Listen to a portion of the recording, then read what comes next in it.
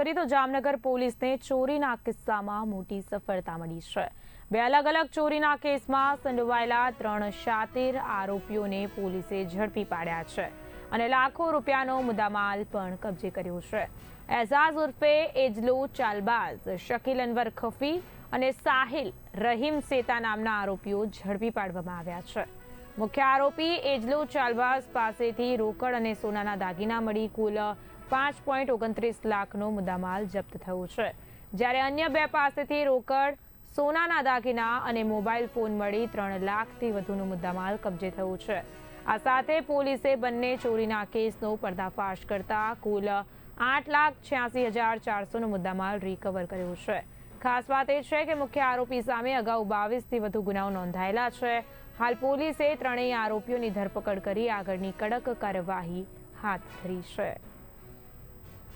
Division police સ્ટેશનના surveillance સ્ટાફના police constable Vikramsinh Bharatsinh Jadeja, Divyarajsinh નવસિંહ Jadeja, Vijaybhai Kanani, Yogendrasinh Sodha તથા પીસી કિશોરભાઈ ગાગિયા વગેરેને અલગ અલગ પ્રમાણે બાતમી મળેલી કે જે સીટીએના ગુના નંબર 460/2026 અને 466/2026 જે અલગ અલગ બે ઘરફોડના ગુના દાખલ થયેલા હોય તેમાં જે આરોપી છે એજાજ ઉર્ફે એજલો ચાલબાજ શેખ એ વિસ્તારમાં આવ્યા હોવાની બાતમી મળતા જેના આધારે આરોપીને અટક કરી તેની અંગ ઝડતી કરતા અલગ અલગ 17,000 રૂપિયા રોકડા, એક મોબાઈલ તેમજ આશરે અલગ અલગ દાગીના મળીને કુલ 5,29,500નો મુદ્દામાલ એની પાસેથી મળી આવેલો છે।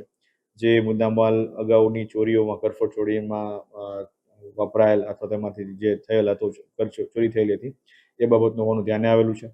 આના અનુસંધાને વધારે પૂછપરછ કરતા એજલા ચોર દ્વારા અલગ અલગ બે વ્યક્તિ, તેના મિત્રો, જેનું નામ છે શકીલ અનવરભાઈ ખફી અને સાહિલ રહીમભાઈ સેતા, એ બંનેને અમુક માલ રાખવા માટે આપેલો હોય એ બંનેની અંગ ઝડતી અને તેને અટક કરી આગળની કાર્યવાહી કરતા તેમની પાસેથી પણ અલગ અલગ દાગીના અને મોબાઈલ મળી કુલ 3,02,900 રૂપિયાના દાગીના મળી આવેલા છે અને આ તમામને અટક કરીને આગળની ધોરણસરની કાર્યવાહી ચાલુ છે।